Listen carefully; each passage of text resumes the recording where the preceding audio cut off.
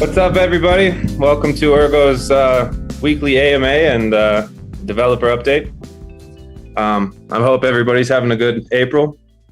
That means that today's going to be April Fool's Day, so stay frosty out there. There's going to be some weird stuff out on the internet, out on Twitter. Today's probably not a good day to reactively make decisions because the truth is a little bit harder to find today than any other day of the year, I hope, anyway. So thanks for joining. We had a pretty good week this week. We had our discussion with Charles Hoskinson. That was pretty good discussion. I enjoyed it. It happened at about 2 a.m. my time, ended about 3:30. Luckily, Sensei Dan has been training me to do videos while I'm partially asleep, so I appreciate that, Dan. I think overall the community will be happy with the discussion. Charles is a pretty well-known guy in the space, and we tried to have a high-level discussion about blockchain and where it makes sense, what kind of assumptions people need to make.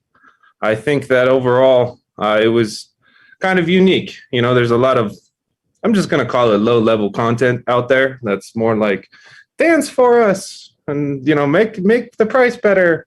That really wasn't the point of that discussion. It was more to say, okay, we're trying to build systems to deliver value to people, and what does that look like? Where does it make sense to, let's say, implement certain solutions, and at what level on chain? So I'm looking forward to that coming out. I believe that's going to be on Monday. There's some audio cleanup, video cleanup that's happening with our audio visual team.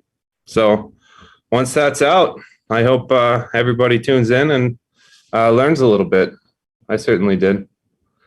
So this week we had a reference client update. Alex is in Dubai and apparently he's still plugged in coding. One of these days we'll get him to take a proper vacation and unplug, but it doesn't look like we're there yet. So we also had some updates in terms of 5.0. That's something that the team is working on, which is improving the contract engine in Ergo, which will increase throughput. It also assists in the estimation of space and costing. So we get more transactions efficiently packed per block. That's exciting. Now we also have ongoing development with NepoPals. Those of you that are not that familiar, it's a compression technique. So usually, you hit a fancy word and a lot of people kind of tune out a little bit. Basically, it just means less computational resources with the same security benefits as having a full node. So whenever you run into that in some kind of build, whether it's off-chain or on-chain or how the client is syncing, it just means that it's doing it more efficiently with the same security guarantees. In extended UTXO, that is extremely useful, specifically for off-chain infrastructure. When you're validating things off-chain, having that in a compressed environment just makes running it as a user more efficient. So those are probably the three main technical areas that we're seeing a lot of development in. It's pretty exciting.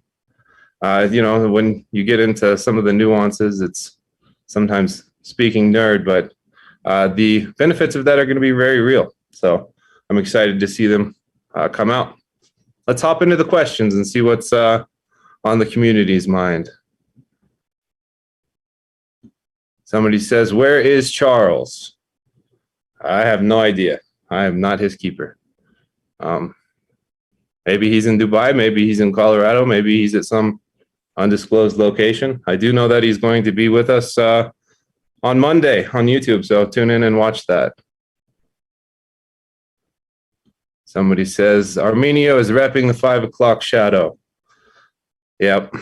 Well, I do these early my time, and unfortunately, Dan and Kushti both are busy, so not only did I get rugged, but I still have to show up early and talk to you guys. Let's see, we got a question from Snowman. He says, what is the timeline for cross-chain access for users with Rosenbridge? It's a good question. I know our first goal is to implement the cross-chain access with Rosen to Cardano. There's actually ongoing development in terms of building the infrastructure already on the Cardano side. Last I talked to MHS, he said 8 to 10 weeks. Now, I did give a video that you could probably find in this channel that goes over the actions of the grid or of the bridge. So the important thing about bridges in general is understanding the security assumptions that users are going to make, and that, you know, in some degree, ideally requires people to get under the hood a little bit. You always have assumptions of control in decentralized systems. It's what they're built for. You know, we're trying to build systems that are not for people to control others, but to create trustless assumptions. And depending on how the actual network is set up, you have various assumptions that you need to kind of understand and make to realize that the security of that network is intact. Well, when you're building applications on top of blockchains, you kind of have these same assumptions that you need to make. Rosen is somewhat unique because you have two layers of authentication, meaning you're going to have two parties that have to come to consensus before an action can take place. That's not always the case in bridges. You have some bridges that are kind of point to point with a single actor. And so you have to say, okay, well, if that's the situation, you need to understand the assumption that that one party controls that bottleneck. Sometimes you have multi-sig, which is, you know, kind of a joint consensus between actors. And then it's a matter of saying, okay, how many actors? And is it, you know, an actual distributed signature, or is it one guy running, you know, 5 different implementations and making a signature? It could be the case in some, you know, bridges. It's certainly been a weakness for our industry. So Rosen is an attempt, and I think it's a pretty well thought out design to distribute trust in a way that you have 2 layers where you can kind of say, okay, well, if one of them breaks, where the assumptions are no longer valid, nothing is going to get through. You have to break both layers of authentication. So that's exciting. It's somewhat technical, and I think that for the most part, the general user doesn't really care. But by the time they need to care, it's usually too late. And that's one of the downsides to how a lot of things are built in this industry, is that, you know, by the time, let's say we say, where is the safety? You know, the building's already on fire. So hopefully we see that in 8 to 10 weeks. I do know that there's going to be a token with Rosen, and there's going to be staking and slashing for both the Guardians and the Watchers. That's not something I really got into in that video because I wanted to try to create basic understanding of the framework. But when you get into the actual staking and slashing mechanisms, you get into the game theory of getting into why this design kind of makes sense. And I would like to cover that more before it comes out. That way, users, you know, that want to participate, you know, I imagine once we have our initial launch, we'll have a set of watchers. In order to join that framework, you'll probably need to buy some Rosen tokens and use them as collateral and earn a return for your services. What the barrier of entry is, what the slashing mechanisms are going to be. I need to cover that, I imagine. So we try to make this as robust as possible and pull as many actors into off-chain validation as possible, because that ultimately is going to harden that framework. Let's see. It's a good question.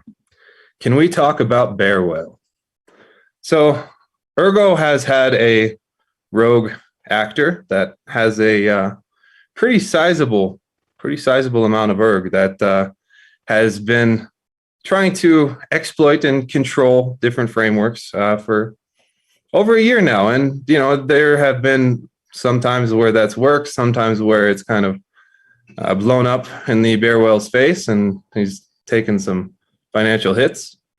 But yeah, when you're talking about blockchains, you kind of always have to assume that there are going to be attackers.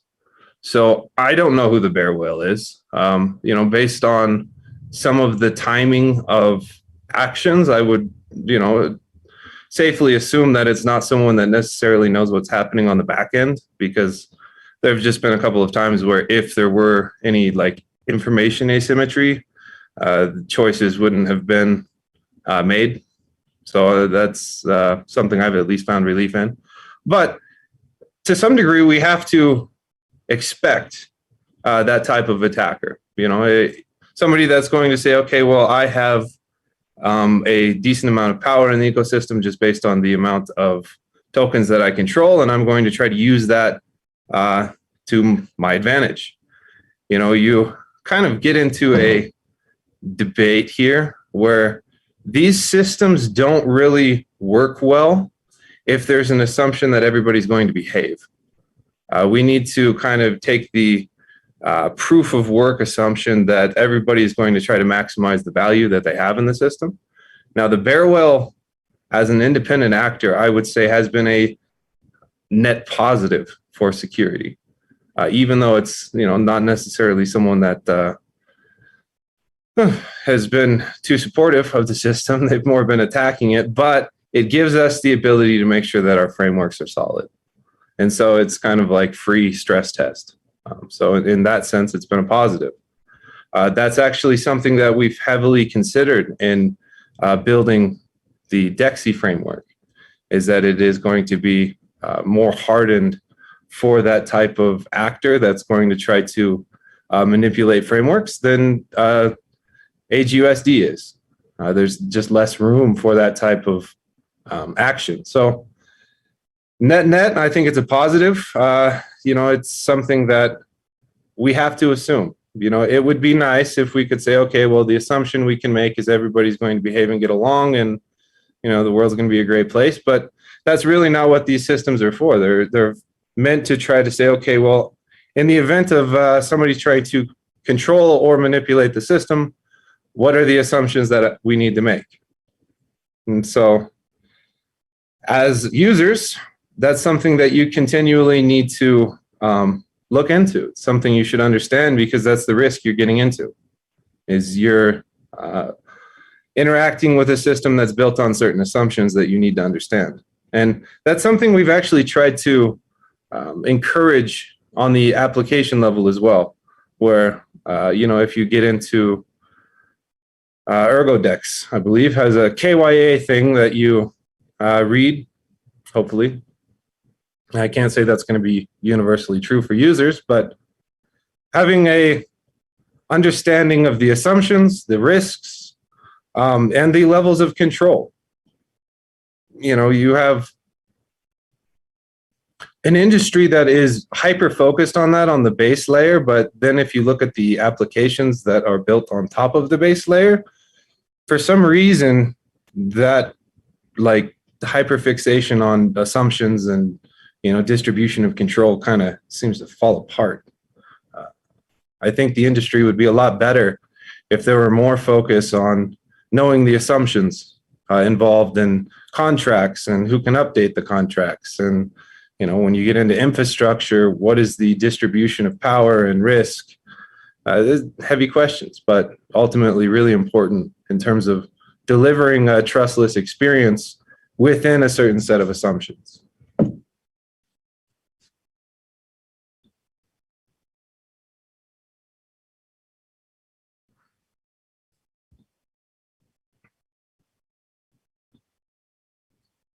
All right, we got another question from Snowman. He said, can you tell us about wallet functionality now and in the future, and what you hope it will look like on Ergo? Well, I'm going to answer this two ways, okay? And I'm going to kind of separate parties into two groups, okay? let's just say that we have two groups of actors in our ecosystem. The first we're going to call apes. That's pretty common in crypto. Generally, apes want a seamless user experience that's quick and fast, simple, hit a button, something happens, right? And so the best way to deliver that ultimately is probably going to be dApp integration into wallets. That way, within the wallet itself, you can, trade on the DEX, you can play with stable coins, you can do a lot of functionality. There's, existing builds out in the ecosystem that are planning that. And there's a lot of frameworks that they can follow. There's, MetaMask coin, I think 89 wallet that exists on Ethereum that really have done a good job at delivering a easy, seamless user experience where you hit a button, you can interact with multiple dApps, sometimes even multiple blockchains. I think that in terms of like the general ape experience, that's the best way to build it out. Now, let's say on the other side, let's call them more gorillas, right? Where it's more about understanding assumptions and participating in the network and getting rewards through computation and services. I think the ideal way to work with that crowd is to build out a full node wallet that you can run locally. You're essentially running a server with tools that support off-chain services for dApps, potentially for Rosenbridge, and all of that is going to be tokenized, right? You need some sort of incentive to try to create the right game theory for proper behavior. So we'll have a set of actors in extended UTXO that do, let's say, earn returns, but they do that more through work rather than just, arbitrage trading, speculation. And so I think we need to kind of separate both groups of actors and say, okay, they do need a different user experience. So full node wallet is something that I think we'll see more built out once we get bootstrapping via NepoPows, because let's be honest, sometimes full node wallets, that syncing sequence is not the friendliest. It can take a lot of time and it's slower, and that frustrates some people. So I do think that once we have a faster syncing mechanism, it's going to be a good avenue to build that out. But ultimately, the user will decide. So I think both of those have a lot of benefits.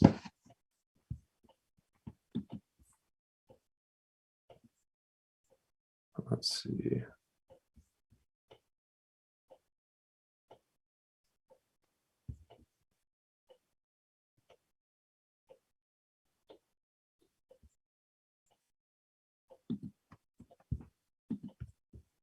Okay, I got a question from Oliver. He's asking about the video that Mr. Staffega made in terms of how to use an old phone as a cold wallet for the Android wallet. I'm a big fan of this feature. One of the reasons why I really like the cold wallet approach that Mr. Staffega took is that it is relatively easy and provides a good user experience. I would love to see that become a standard that's built into every wallet in the ecosystem, where it supports cold wallet signing. I do think that Safe Wallet might have done that, but that's not something I'm absolutely sure of. But in terms of like feature and functionality, that's something that we should definitely deliver to users. And it naturally segues into the Ledger question. I did talk to their team about 2 days ago. They're still working on P2S signing. Unfortunately, that's not done yet. I think they're somewhat emotionally distressed, to be honest. It's not a good situation. But we are working on that. I'm hoping to see that released soon. And I know everybody hates the word soon, but I'm not the one working on it, so I really don't have a better word, unfortunately. Let's see. Is the bear whale Sergey? That's funny. So yeah, we have a user that showed up in our chats more than a year ago that just enjoys drinking the tears of people and is constantly talking negative about price action and everything is bad. And I don't know, I think to some degree it's kind of funny. It's like the all of the energy of like the moon boyism has a, let's say, opposite polarity that's concentrated in one user.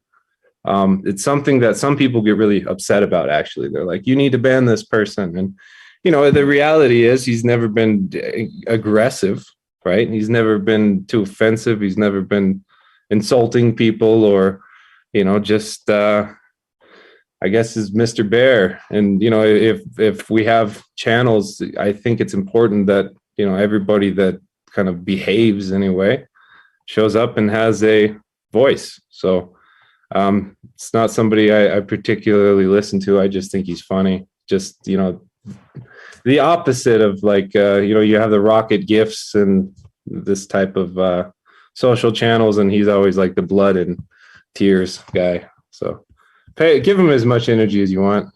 That's an individual choice. All right, we got a question about oracles. The first time I heard about Ergo was about 8 months ago. It was described as an oracle and therefore direct competitor to Chainlink. It was also listed as an oracle project in the Cardano ecosystem. So, number one, Ergo is a blockchain. It's not just an oracle project. We did have a framework that came out last year that was called Oracle Pool V1. That was an approach where instead of having point-to-point data, we were trying to create a system of distributed assumptions and control to where Oracle data is hardened more than the standard today.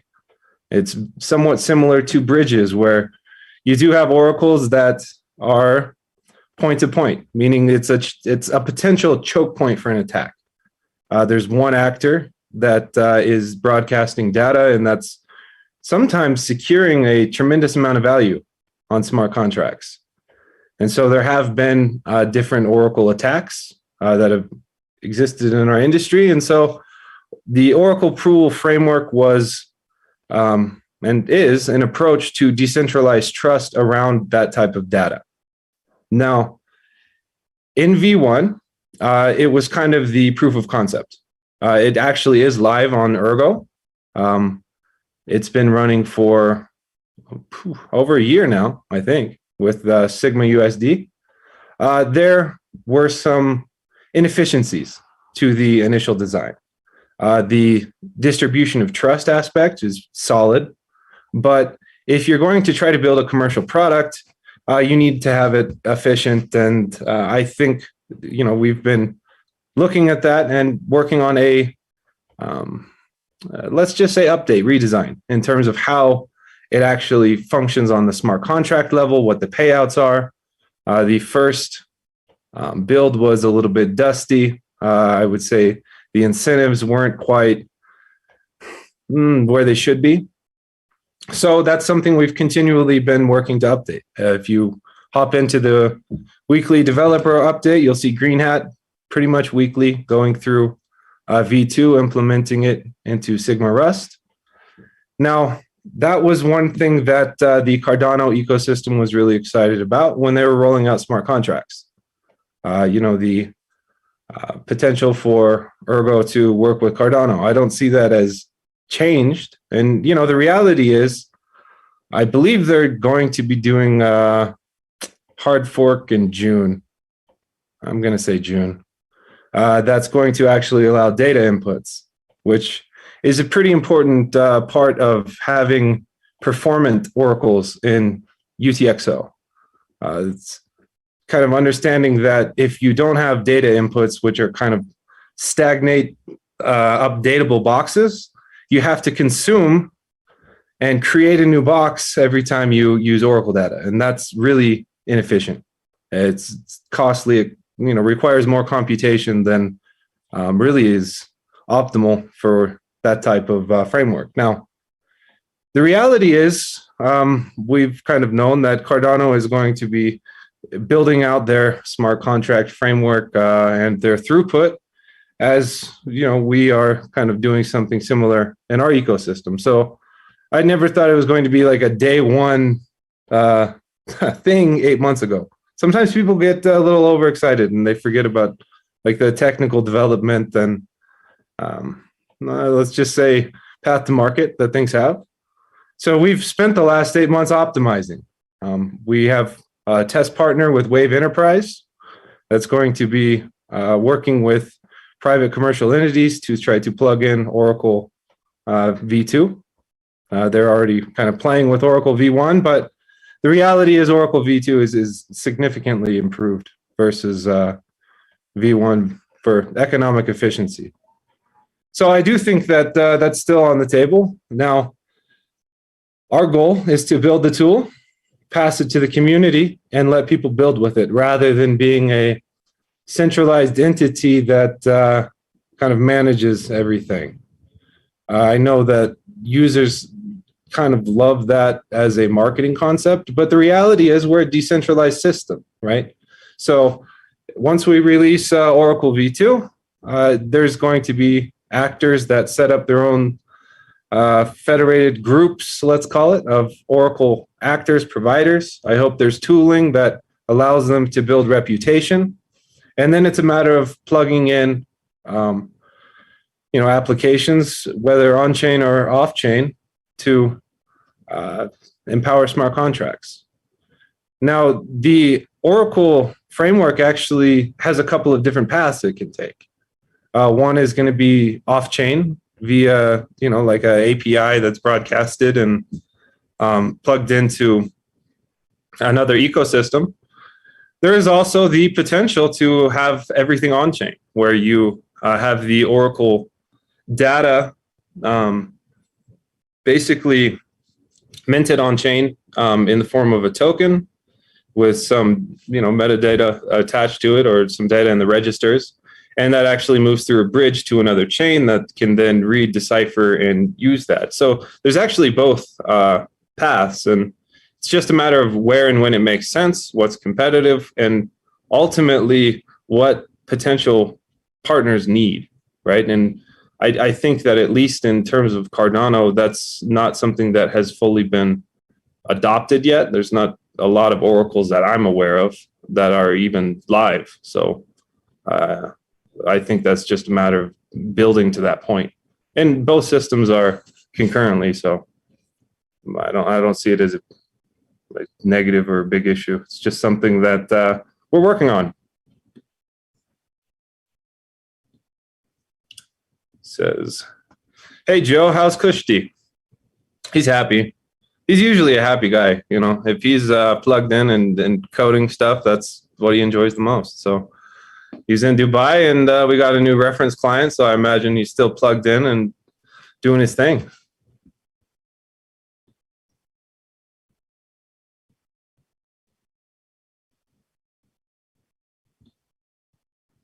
Listing on SEX, that's such a weird acronym, is still achievable before summer. Yeah, it's integrating. It's a matter of just engineering teams, what they run into, what they need to learn.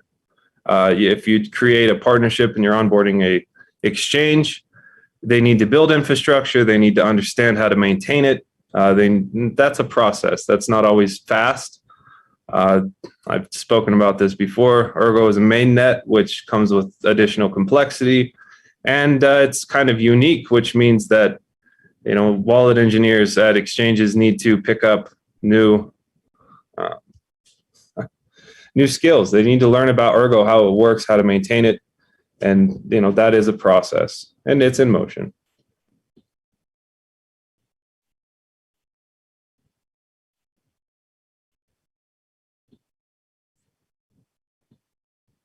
Is Nautilus wallet available for Firefox browser? If not, which wallet would you recommend?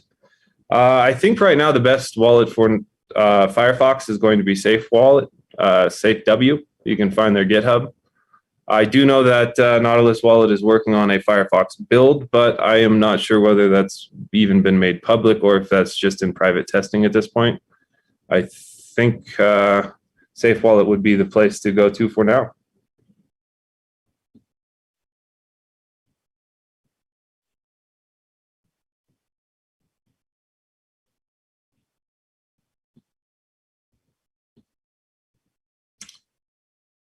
Let's see, what is the expected block height or date for soft fork? Will an official announcement soon to, or will there be an official announcement soon to release this information? Yeah, I believe Alex is going to be working on a forum update. That's not something that I'm directly responsible for, but I do know that it's something that he's been working on. Now, where he is in terms of actually writing an article for the forum, I'll ping him and see. I think that will be hopefully within this week. I know he's traveling and in and out of meetings, and he's probably still working on the reference client and coding and the P2P layer and reviewing contracts and everything else that he does. So I think it's something that will be coming soon.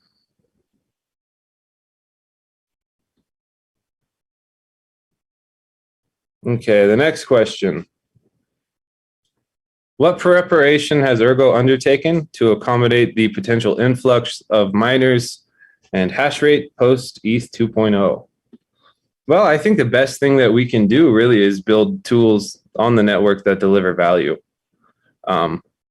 You have, I think Ethereum Classic is going to probably fork and inherit a lot of the ASIC power that's coming off of Ethereum, which, you know, in many ways makes a lot of sense.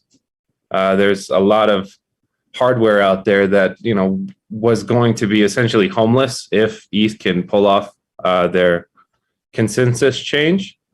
And so I was kind of always expecting someone will come along and, you know, either a new chain or somebody else will fork to try to inherit basically all that value. There's a tremendous amount of ASICs out there that have been working to secure ETH. And so finding them a home, you know, is something that, well, I fully expected somebody would do it. Looks like it's going to be Ethereum Classic. Now, what that probably will end up doing is cutting the overall hash rate that's migrating, kind of fork it in some degree, where the ASICs move in one direction and probably GPU mining will be less profitable on Ethereum Classic. So then the GPU miners are going to look for a home. And so there's a couple of existing competitors out there. You have Ravencoin. It's popular, has a lot of market access. I think technically it's probably not very comparable to Ergo in terms of its development and long-term path. But it is something that people can mine and sell, and, you know, sometimes can be relatively profitable. So I think some people will go there. You know, it is a little thermally abusive, let's say, but, you know, if it's profitable, people will do it. Then I'd say Flux is an interesting project. You know, you also have some smaller GPU mineable privacy coins that, you know, some of them are quite interesting. We work with Conceal through the BPSAA, through working with onboarding them with a bridge. I would be happy if they picked up some hash rate. But ultimately for Ergo, what can we do? We can build value, you know, and that ideally is going to increase the profitability over time. I'm a big fan of creating alternative methods that build on top of proof of work, whether that's kind of like emissions based on proof of work delayed, where you have something sitting off chain that takes a snapshot of, you know, miners' shares and then airdrops to pools.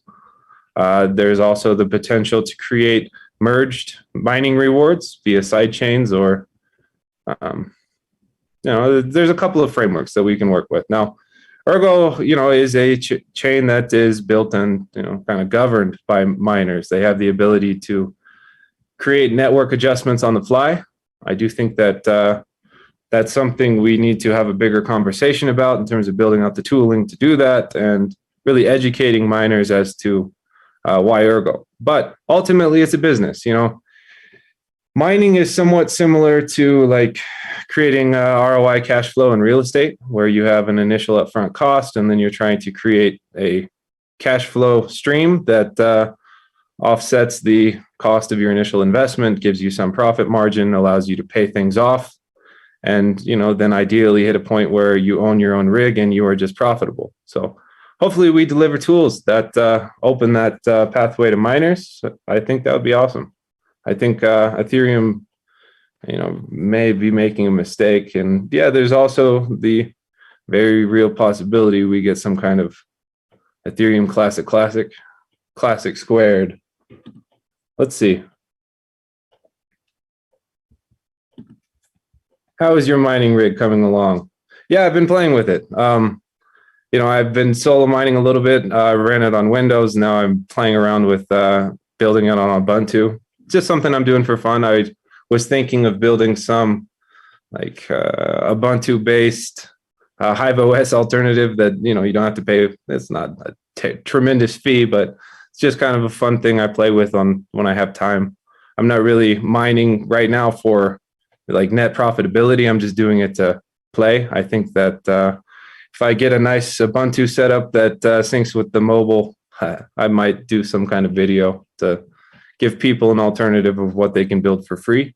And, as things build out, I definitely want to try to contribute in the framework and testing for tools for miners. I think that's a really valuable part of our ecosystem that we can build out.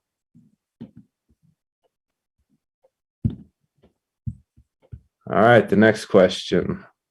When do you think V2 will be ready to deploy?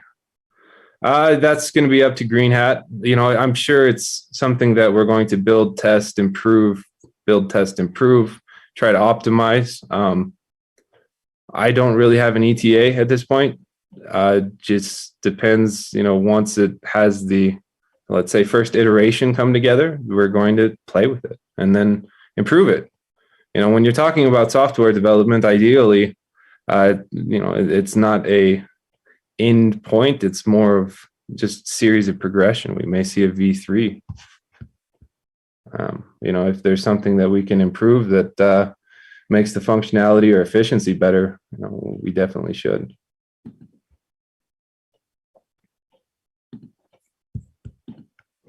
Next question is from Joel B. Is Ergo more Oracle or more DeFi? Neither. Ergo is a mainnet, so you could ask the question, I guess the mainnet with the most programmability right now would be Ethereum. They have all kinds of different projects built on top.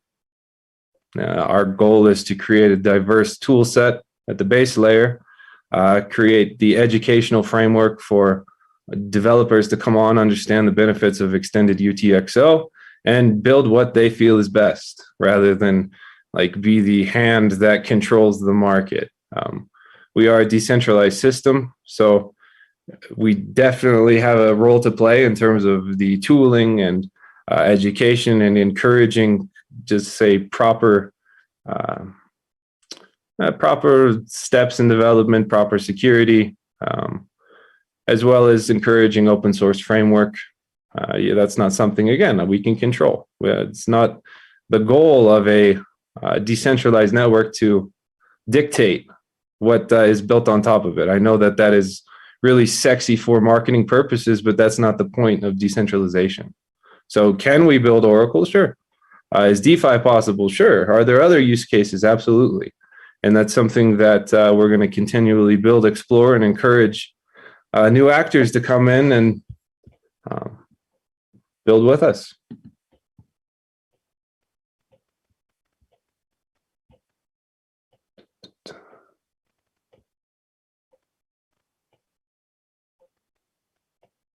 That's a good question. Could the YouTube community link in the future be hosted by an additional female or woman in the team? Yeah, we do have women in the team. Actually, part of what keeps Ergo running is going to be Angie, who is our marketing manager. And we also have a treasurer, Anastasia. Now, yeah, both of them, I would say on the back end, hold a lot of things together. Sometimes crypto is a really brutal space, to be honest. You just have a bunch of people that, I don't know, live in basements, I guess, have no social skills. Sometimes, let's just say in reality, it's kind of deserve to be headbutted in the face. But so to some degree, they kind of naturally create a disincentive for women to participate in crypto. Unfortunately, that's been the case with some of the women on our team. So, they don't always want to deal with the community because sometimes they really don't know what they're getting into. And, it's kind of weird that, I don't know, crypto is a very weird space because you have like the best and the worst of the internet. You have people that are saying, oh, let's, call for institutional investors, and then, are just post all kinds of random nonsense that, I don't know, middle school level stuff. Kind of pathetic. I hope people mature over time, but I understand this is the internet and that's probably never going anywhere. But I would be happy to have them on. They'd certainly do a lot to support the team and ultimately, help run the business. I would say both of them kind of provide a critical role, and, our team is a lot better having them on board.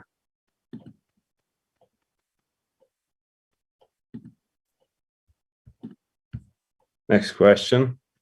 How fun was that Ergo Pulse interview in Dubai? I was here, so it was really late. I was drinking coffee, trying to stay upright, and trying to keep the brain awake. I enjoyed the conversation. I would say it's probably a little bit atypical in the crypto space to have kind of high level discussions like that, where it's kind of like a round table of, getting into philosophy, engineering, all kinds of stuff. It was good. I definitely enjoyed it. I'd be happy to do something like that again. I'm sure Charles has a million things to do, and I don't expect to be a priority. But if he's ever up to, do that kind of thing again, I'm sure we'd be happy to have him. Let's see.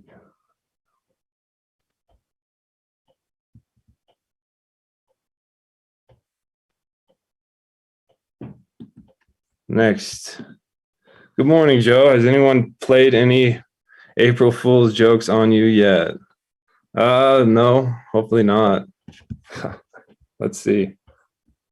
I just woke up, had a coffee, got vertical, and then got in front of the camera to talk to you guys. So I'm not that deep into my day. It could happen. Let's see.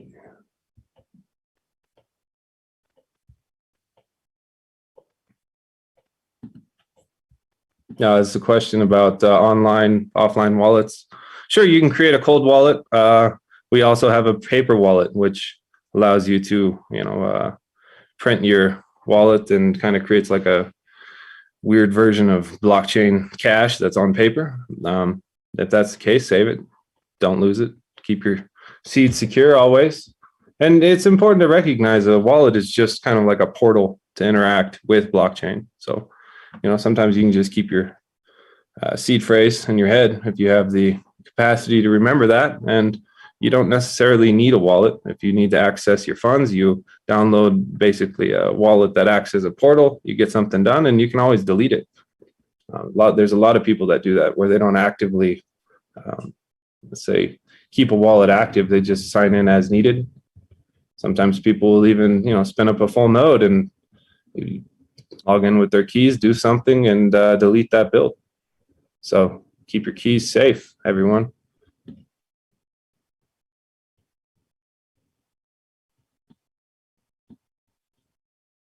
The next question is, can you elaborate on the Ergo Hack 3 Fest, which will take place over 3 weeks? Sure. Ergo Hack has been a really great way to pull in developers, work with them, educate people, have the community collaborate and build frameworks. We are going to have a Ergo Hack Fest around DeFi, which is, DeFi is something that requires a lot of, let's say, in my opinion, just deep questions. How do we build useful tools with these systems, what can that look like?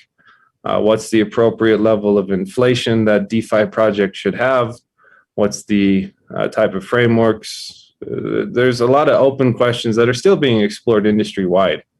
They say we had a DeFi summer, and then that kind of went to the wayside.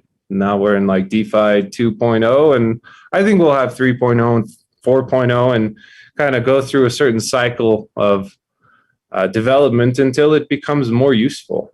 I don't think we're there yet. I hope that certainly we get to the point where we have, things that are useful off chain rather than just like speculation and farming new tokens. And I would love to see DeFi, actually get off chain into the real world, become useful. We do have Ergo Lend, which is kind of the, I would say in its infancy in terms of the concept, but there's, a ton of runway that can grow into. It's a pretty green area in reality.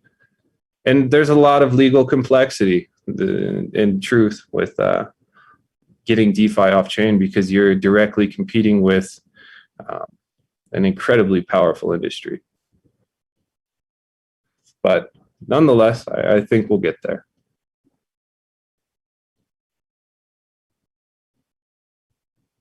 Let's see.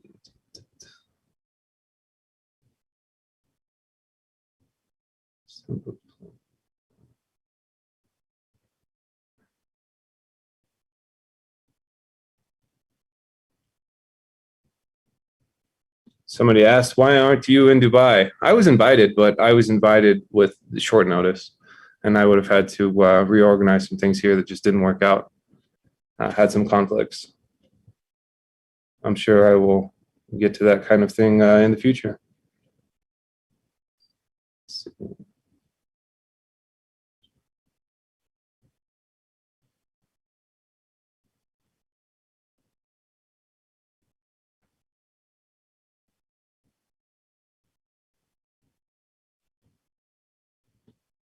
Nice question from Ed.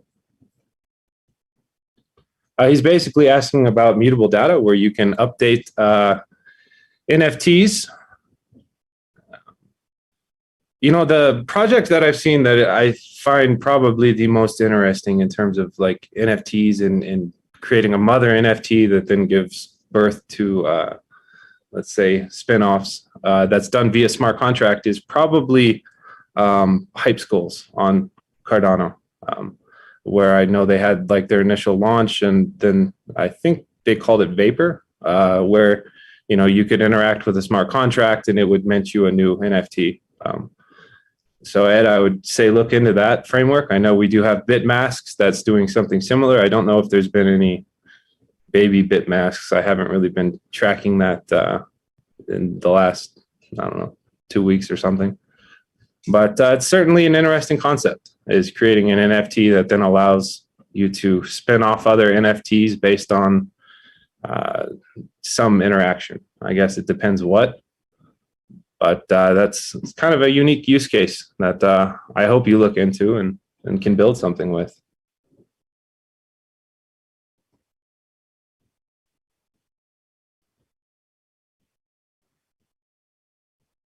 Let's see. Next question is, do you believe the largest developer influx on Ergo will come from those who are not yet even in the space? I can't help but think that Facebook didn't need Friendster or MySpace users to succeed. Yeah, I would say that the future is definitely brighter than the past in this industry.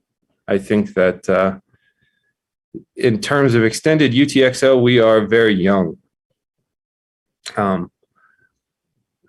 Ergo, really started to see smart contracts really being built out and dApps in the last year. And so one of the things that I think there's the best like long-term aspect of our relationship with Cardano is understanding frameworks and extended UTXO.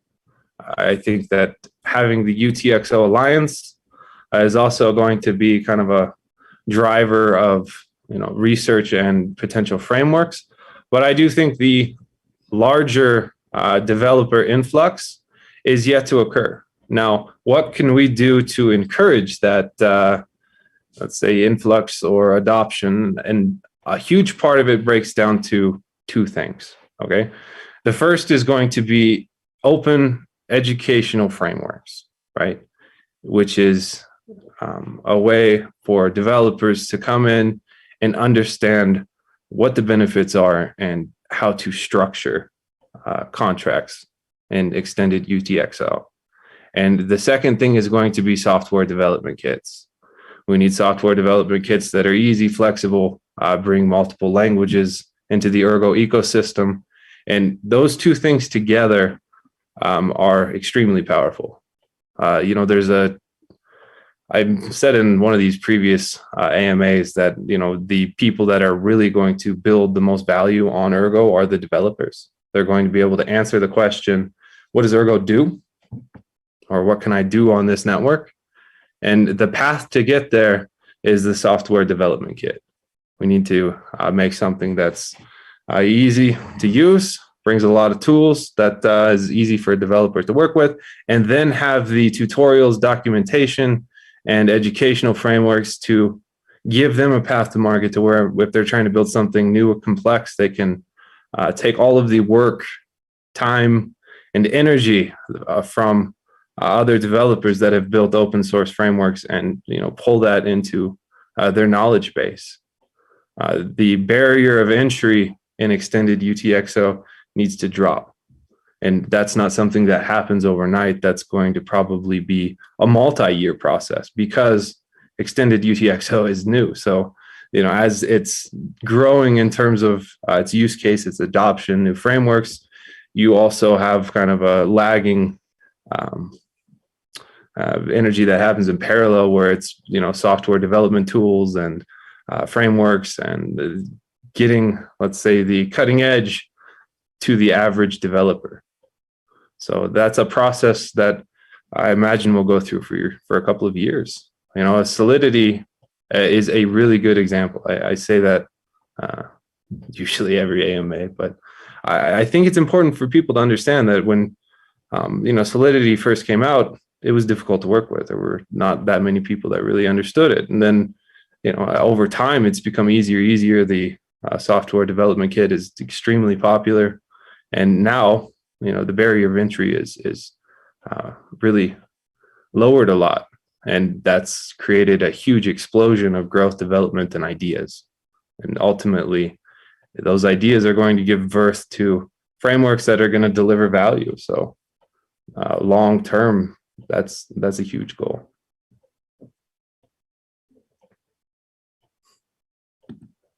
Governments are moving to try to centralize and control crypto.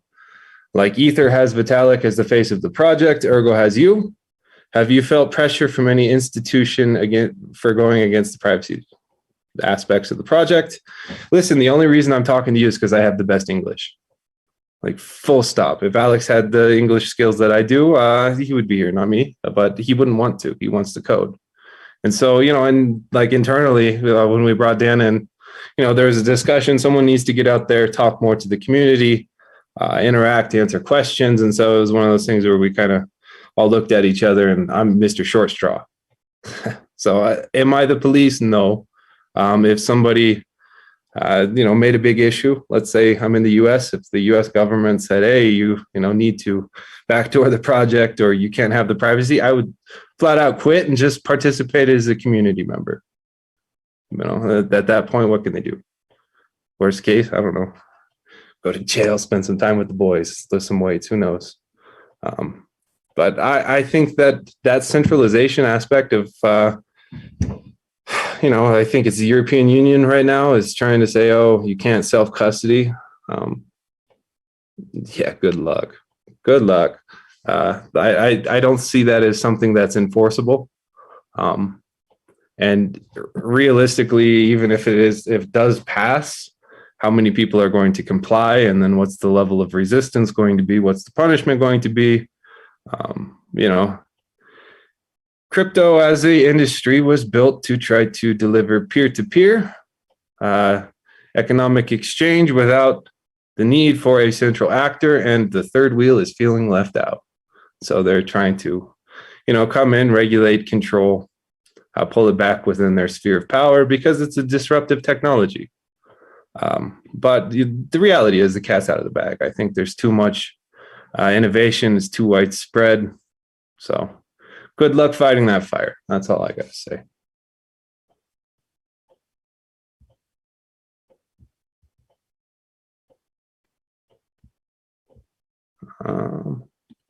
What are your hobbies outside of crypto?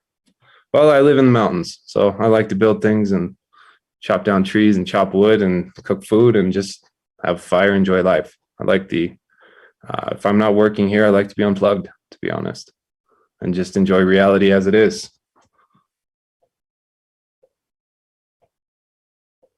And somebody says they're delusional if they think they can control what people do with their PCs. Well, yeah, welcome to Earth. There's a lot of people that think they can control a lot of things that are beyond their power. And so, a lot of times there's fear, manipulation, punishment that's used to try to create that. It's unfortunate, but welcome to Earth.